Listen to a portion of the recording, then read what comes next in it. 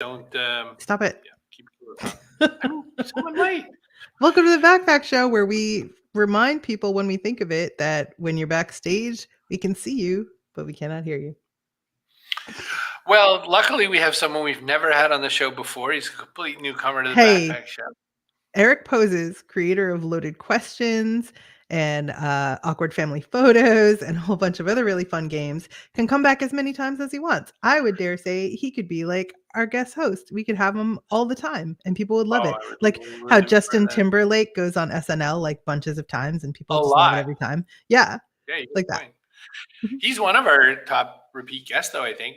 Him and what's his face? Bananas, Jesse Cole. Jesse Cole. And Nancy Harhut.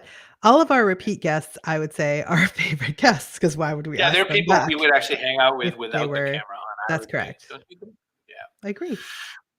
What's this button?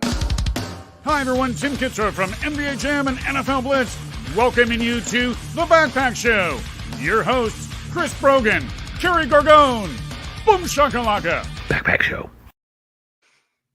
I love games. I love games. Can you imagine getting Tim Kitzrow to do voices on an Eric Poses project? I think that's a great idea. We should do it. Hi, Chloe. So here's what happened.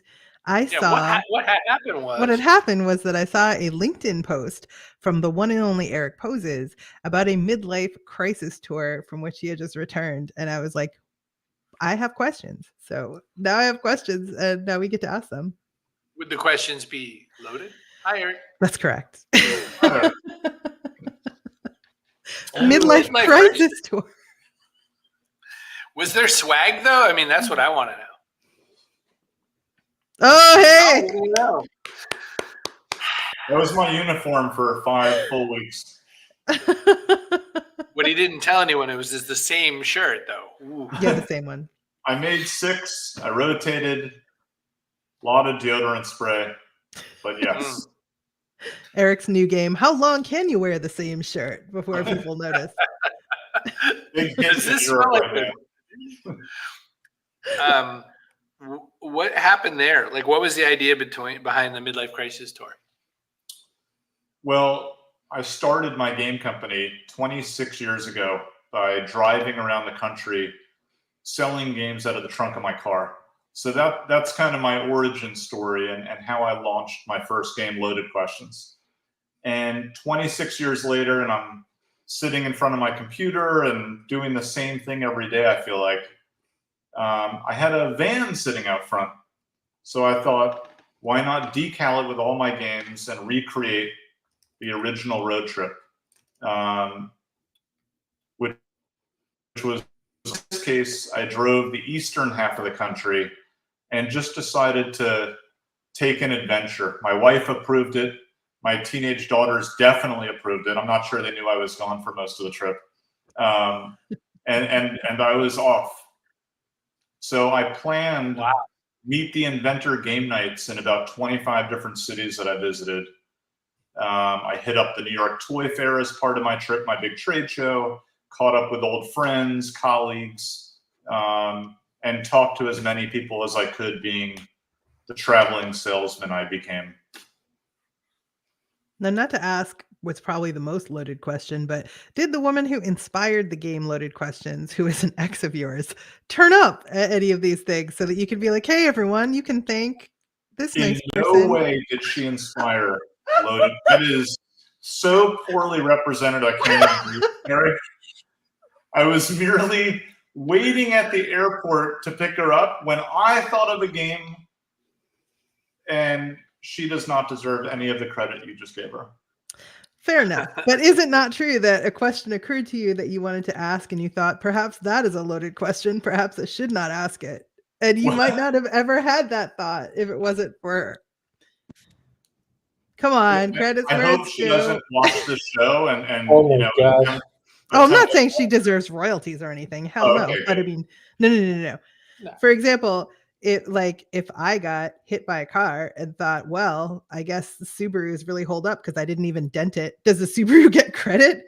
No. I just listened to the Norm Macdonald memoir on Audible, And he tells a story, it's not a true story, of how he loaned his friend a nickel to play the slots, and the guy won $2.5 million on the pull of the handle. And he's like, "Oh, it's my nickel. It's it's my money. I let you play. I'll give you some." So it's along those lines, maybe. There's a movie about that, isn't there? They turn it into Sour Grapes, I think. The Larry David movie. It's a pretty terrible movie. Had like Steven Weber from Wings. I wish I had thought of that with Larry David, and it might have been inspired by that story, or the opposite could be true. Okay. Well, before we get to real questions, I need to know though, who do you think was correct? The person who lent to the nickel, was it in fact their money, or was it the person who pulled the lever and won? The person who pulled the slot machine, if they won $2.5 million, then I think it would be only right if they gave the person who loaned them the nickel at least $500,000. I would say the bottom starts there. Brogan. I was thinking a dime. I was thinking double the money. Like you just doubled your money. Okay. Carrie, what's your answer? Well, it depends. First of all, did they lend you the nickel with the expectation? All right, listen. Let's ask a whole different line of questions. I don't care. Nickel, in which case you were playing with your own nickel. No, honestly, Yeah. I would give him half, but I'm a sucker that way. Okay, listen. Here's the thing. I would. Those kinds of questions are kind of what's behind the idea of making loaded questions, though, right? Like these are the kinds of things that you as a game designer said, I think this is what's going to be interesting. Now, I had occasion to play some other game on New Year's not made by Eric Poses, and that was obvious.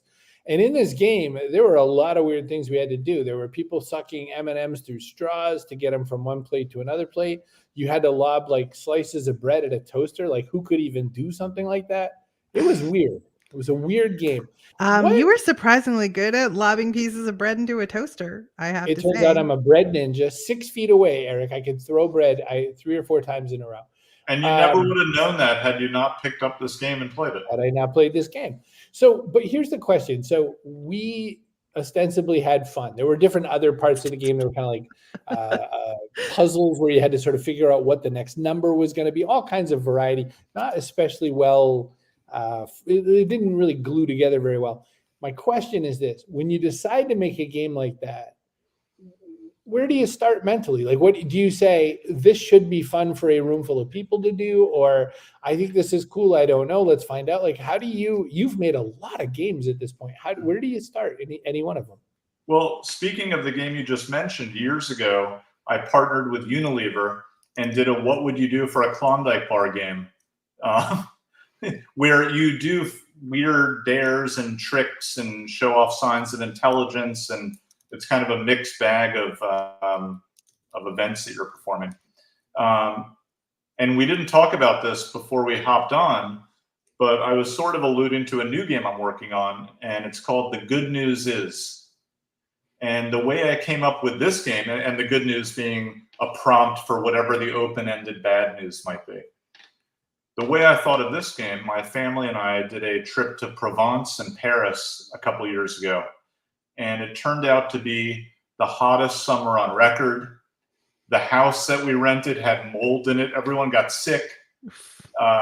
It was one disaster after another. And we're sitting at my brother-in-law's house after getting back from the trip. And his wife says, "Well, the good news is we're all back safe and sound. The bad news is we probably should have planned things better." And a light bulb went off, and I start prompting everyone at the table. The good news is there's a bottle of wine on the table. The bad news is, and I'm kind of feeding them like, how are you gonna finish this? We ended up doing this for 20 minutes with new good news, bad news prompts. And I've been working on this title since. And it was part of your midlife crisis tour? A lot of good news on the midlife crisis tour. I thought a lot about this game on the midlife crisis tour. And what's interesting was I was in kind of a rut, and I was listening to Walter Isaacson's biography of Steve Jobs on the way home from the New York Toy Fair. And it really inspired me to take a hard look at what I had designed and reevaluate what I've created. And following the road trip, I have a much different game than the one I showed everyone at the New York Toy Fair. And it's in a much better place right now. It's evolved completely into a electronic tabletop game, something I've never done before. You know, I do what's called cards in a box game, where it's hopefully good content, some good game mechanics in a box. This is a much more involved component in game. So I'm interested in that because it's almost like that's in the chasm though in some ways, right? Because cards in a box is let's stop touching our devices. All our teenage kids are playing with their phones too much. And then on the other side of it is Jackbox and those kinds of experiences where it's like, use your device, get on the TV, pretend you're on your own digital game show. This is in that like almost like an uncanny valley spot. What made you say that's what I want to do? Because I think that's a fascinating entrepreneur inventor kind of thought. It's like what you do at Applebee's, right? Grab the pad and play the tabletop game. I do not know the Applebee's game, but now I want to go to Applebee's. You'll be let down, Eric. I would go in with low expectations. It almost plays into the midlife crisis tour, where all my games started to feel the same, even though each one's different. I wasn't learning anything. I had fun creating them. I love the games that I work on, but this has been a whole new experience where I've been lucky enough to partner with a friend on it who has a lot of experience with what factories are capable of and building these type of components. And then I was introduced to a former director of advanced gaming at Hasbro, who I've brought on as an outside consultant to avoid any glitches with this device and to build something that works and the user experience is great. And so I feel like I'm learning again. Nice. Which is what was sort of missing before the midlife crisis tour. Yeah. The good news is you still have a radiator. The bad news is the rest of your minivans back in Tucson. Yeah, I have a question about the van. How are you going to get those, that game graphics back off there so you can put free candy back on your van? Shut up. Wanted in 9 states, Chris.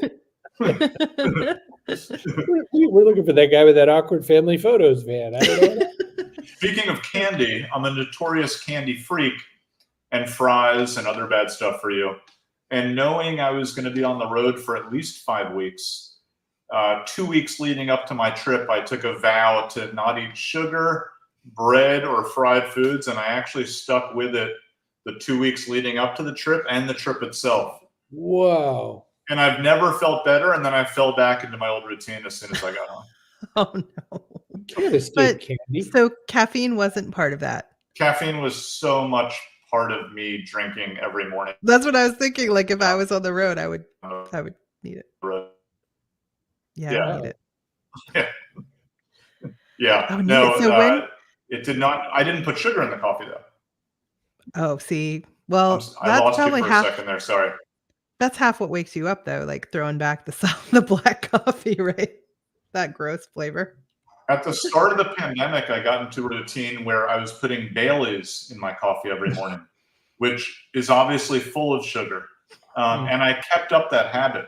But I have not had Bailey's in my coffee for many months now, unfortunately. Man, you brought us some new loaded questions. What do you think? Brogan, shall we ask some?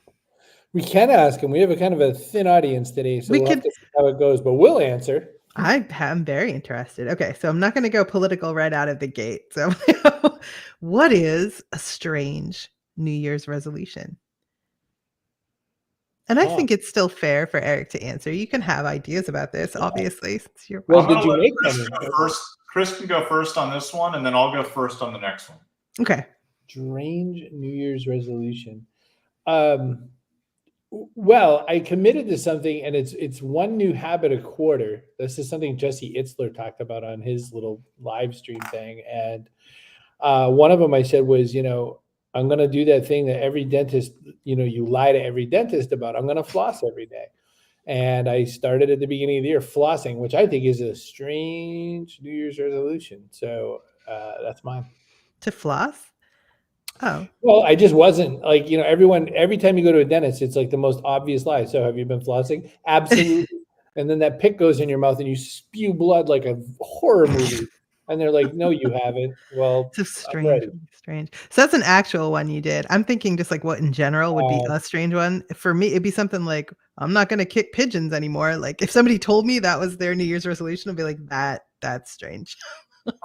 Now, Carrie, you're following how loaded questions should be played, where you can write anything. And I'm going to go the boring Chris route, inspired by his beard. And I'm going to attempt to actually grow a healthy beard this year, because right now I'm not sure what's going on. I have a problem with my connector hair, but I guess with time you have to go through that horrible period in order to become a glorious beard owner like Chris. But maybe that's just the shape of it, and maybe that's just how it will be. Maybe it will just get longer in the spots where it is, and you won't have any in the connector area. It is true And that maybe I'm looking to get divorced. you're just feeding it. Well, I don't know if Chloe or anybody wants to tell us their New Year's resolution. It's what is a strange New Year's resolution now.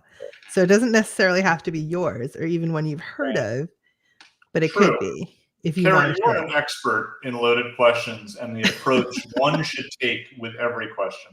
I'm right about so many things. Chloe says, fail at one thing every day. It's kind of strange, I think. I don't know. It seems very attainable. I like that though, because learning by making mistakes. Mm-hmm. Yeah. So there is a guy, Chloe, you might look him up. His name is Jia Zhang, and I don't want to say pioneered, but like he wrote a book about rejection therapy, and he spent like a year going around asking for stuff, fully expecting to be rejected. Like he would ask to sit in a police car, and then he would ask the policeman to take a picture of him. Now that seems dicey, right? He would go knock on a stranger's door and ask if he could play basketball in their backyard. He would go into like a Dunkin' Donuts and ask them to decorate a special Olympic logo donut arrangement just for him. And what surprised him was how infrequently people actually said no. So it was like, that was the idea. He was afraid of rejection, but by facing it, the very likely possibility of rejection every day, he got over it. And anyway, so fail at something every day, try to get rejected every day, see what happens. I think it's dynamite. I like it. You want to try another one? Let's do it. All right. What's your biggest pet peeve with how people use their mobile phones? So Eric, you said you'd go first. I'll take this one. I was at lunch the other day with a good friend I hadn't seen in a month. And I wrote these loaded questions this morning, inspired by stuff around me, stuff I was consuming. And we were close to the new year, so I threw that one in as a courtesy, I guess. But anyway, I'm at lunch with my friend. We're sitting at a bar, and he's looking at his phone. He has it out, and it keeps beeping because there's a group message, a group chat going on. And finally, like, what are you doing? How are we having lunch together? Turn your phone off. Put it like, right. If I have my phone on the table, it's either off or facing down. It's there, so I don't have to have it in my pocket. But certainly if I'm having lunch with an old friend who I haven't seen in a while, the phone's not going to be part of the hour we spend together. So that's my answer. So I think mine has to be, and sometimes it's very funny to see this occurring, but when people are shooting footage for like their TikTok or like whatever social channels out in public in such a way that it like makes it hard for regular people who just want to like walk on the sidewalk. I live in Miami Beach. Yeah. Okay. So you get it. But that. I like to take tours when I go on vacation. And so my kid and I went to Toronto for the weekend, and there was someone taking photos of herself on the steps of like a pretty popular tourist attraction. And she just parked herself there and was like in the way for the whole time. Got annoyed when people would go behind her and stuff. And I was like, I want to see the thing. I'm trying to think of what's my friend George's, not new George, but old George. What's George's site about Instagram? He has that site about like, it's famous. It's like when I'm saying Influencers in the wild. Yes. That's the one. George is fascinating. He's done a few other really good meme sites and stuff like that. When he did Influencers in the Wild, I would hate watch that every single day. You know, He made a board game out of it. What do we know? Look at that. Yeah. Smart lad. Amazing. I spoke to him last year briefly. But yeah, he made a board game. I don't think it's out anymore. I'm not sure, but he launched it at Target and a few other places. And yeah. I don't know. I'm like, listen, I get it. You're probably making money off it. Probably not enough that I would consider doing that thing. But, good for you. But people want to like go to the beach. Yeah. And again, I live in Miami Beach. Whenever I go to the beach, you see that all over. So Yep. Chloe's saying, I love that. I think she's talking about rejection therapy. Chloe, it's a very interesting idea. It's a whole book, whole approach on it. Definitely look that up. Jia Zhang. Brogan, we didn't get your answer, your biggest pet peeve exactly, did we? We didn't yet. We have Chloe's too, and I liked hers because I feel that way too. Like loud notifications. Oh my gosh. Do people not realize you don't even have to have a ringtone? Like you don't. You don't have to have a single audible thing. I do feel bad if it's the default one, though. If you hear somebody's default ringtone going off, you're like, did no one tell you? You can't change it. So I know in my scientific brain that if you're on an airplane and you don't put it on airplane mode, the plane isn't going to crash. I know this, right? Because like everyone's left the plane. Because you watch Mythbusters. You've left your phone on, without airplane mode. You've forgotten, like, or some other device in your pocket or something, like your iPad has cellular or whatever. I know we're not going to die. But every single time I'm on a plane, the person beside me has their phone going full blast like they're a switchboard. And I am just like, oh my gosh, like we're like the wheels are about to come up. And I get an anxiety every time. Every time I think this is the one that's going to crash. And when they're sifting through our fat deposits, there's going to be one small phone sitting there, and it's going to be good. No kidding, right? And that's the last thing that the guy texted before we all died. You're terrible. That's what I think. Every flight. And invariably, this is how you know we're not. I would also be peeved if I thought I was going to die. Correct. Understandable. This will be a fun one for Brogan to answer, but I'll go first. What's the number one reason people might assume you're not a high-functioning adult? Oh, that's interesting. Because I wear a lot of graphic tees. I don't know. Like I wear a lot of Johnny Cupcakes tees and other like colorful fun things. This is a banned book shirt. I guess I don't dress really serious a lot, I guess. So that might make people think I'm not like a high-functioning adult. I don't know. Brogan, there's so many. Where do you start? Oh, geez. I think they know I'm not a high-functioning adult. But how do they know? I wear Crocs. I mean, what do you have to, I'm a 53-year-old man, and I wear Crocs, non-ironically. And, I think that's probably one. There's in the winter? Every day. All the time. Snow and everything. I also, by the way, finding a Croc in a snowbank is a whole new thing. I also, just to keep going on this, I will tell, and I did it yesterday. This happened to me yesterday. I had multiple meetings back to back, which who does that? But whatever, it had to happen. I had to pee so bad. And by the fifth meeting, I was like, we have to stop. I have to go. I have to pee awful bad. And if I had like a coffee cup here or something, maybe neither of us would know about it, but I don't. So I got to go. Like an Outfire catheter. And then they do make adult diapers, just so you're aware. Oh God! Eric, my favorite thing about Depends adult diapers is their tagline for very many years was "so you could lead a normal life." And all I've ever thought, when I've heard that, is just like someone just talking to you in a meeting, and then you start going, like that's a normal life. I could just keep going on if I want. Okay. But okay, here's the thing. So human bladder holds a maximum of what, like 16 ounces. So you could probably start your meeting, the last one, 5 minutes later, and you could walk the 15 steps and pee, because how long could it possibly take? And then give back. Right. All right, so Eric, why would you just do that? Okay. What's your non-high functioning adult answer? Because I assume that you had a real quick answer for you. Well, there's 100 things tied for number one. And, just looking at this question on screen right now, I could always point to this sitting on my desk. Whoops, there we go. I could point to the 30 Funko pops that adorn my house, or other squirrel paraphernalia. You have a squirrel This thing. coffee mug that my graphic designer did, where I'm dressed up as kind of a squirrel man. The list goes on, really.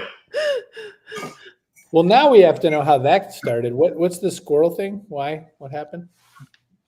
It's sort of my spirit animal, I think. And it started out as kind of a joke. But in my family, if you express any interest in something, no matter how real, it becomes the theme of any future presents.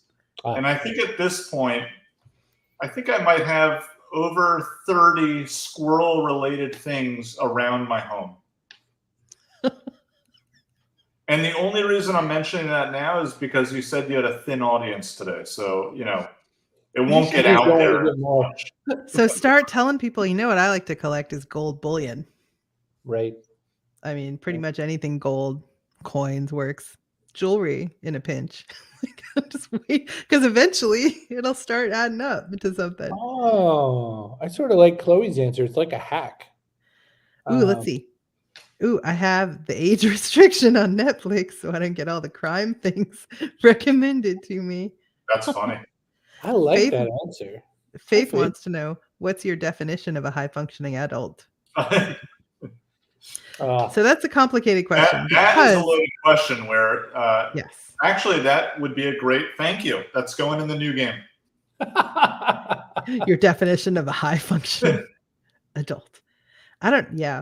You That's could see that interesting. being a great one at a party, though, right? Because someone could say something like, "Well, not Chris," like it would surely. It goes back to my question about game design, I guess. One of the things you're trying to shoot for is you want to see that moment where people razz on each other, or where someone can have a hero moment. There's a lot of things you could try to elicit from games, aren't there? Yep. Huh. It's hard to say too. High-functioning adult could mean you pay your bills, or it could mean you do your laundry. I thought of. Yeah. It could mean that you do your laundry. Some people think the house is dirty if there's like a knife in the sink. I get dressed when I go outside. I wear Crocs. Laundry. Yeah. Do we have time for one more, Chris, or do we have to stop? Let's do it. Let's have one more in here. Okay, because this could be fun. If you owned a taco truck, what would you name it? Well, does anyone here have a taco truck? Oh, there we go. Inspired by one of the many knickknacks on my desk. You have a very interesting desk, and I'm going to guess not a lot of room to use it. There's be full. I have a large desk with some tchotchkes on the perimeter. Oh, so Annette's just arrived. Hi, Annette. So if you owned a taco truck, Annette, what would you name it? Let's see. I would name mine Bad Mother Effer, because who wouldn't go to that one? The Bad Mother Effer taco truck. I'm going right for puns, I guess. There's got to be a lot of tacos. You never go to puns. Tasty tacos. The alliteration is pleasing. Yeah. If you owned a taco truck. I would call it tacos. Need I say more? I mean, that's like, if I see tacos, I'm happy. I mean, you could be like, taco minute to eat. Anytime my wife and I are driving somewhere and we see a taco shop, I go, "Oh, that place looks good." Oh, because Chloe. it says tacos on it. Chloe just cleaned our clock. Fantastico. Fantastico. That's really good. Yeah, it is really good. And she's Scottish. So. Right. Not known for their taco culture. For their taco alliterations. You should trademark that immediately, Chloe, because that's for the win. That's right it. This is your truck. You could take a Sharpie and write that on the one on your desk, Eric. Dos artes plus tacos too. Because you get some art and tacos. But then I feel like the whole thing should be in Spanish. Dos artes y tacos. También. Maybe plus is plus. Oh, two is también, right? Yeah. I mean, I don't know. I'm not an expert. I'm from Boston. I barely speak We're a whole English, bunch of Spanish fluent people here. Well, I am from Miami, so I did study true. for 8 years. That should have come to me immediately. Yes. But they're all valid Spanish. options. But it can't be too long either, or it would like go off the side of the truck. So way more games and loaded questions available on Eric's website, allthingsequal.games, which I'm only pointing out. Normally I don't do that, but I want a lot of free games sent to my house, so I have to.